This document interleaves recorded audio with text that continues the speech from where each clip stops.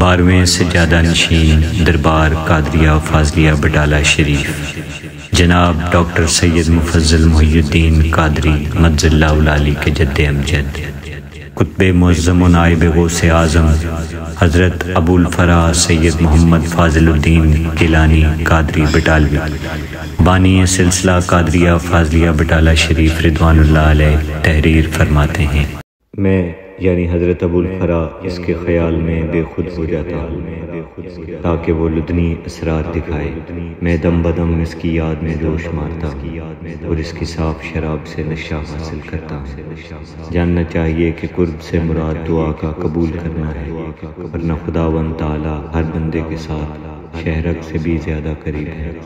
کنوز القادر صفحہ 61-62۔ من جانب شعبہ نشر و اشاعت دربار قادریہ فاضلیہ بٹالہ شریف، فاضلیہ کالونی، فیروز پور روڈ، لاہور۔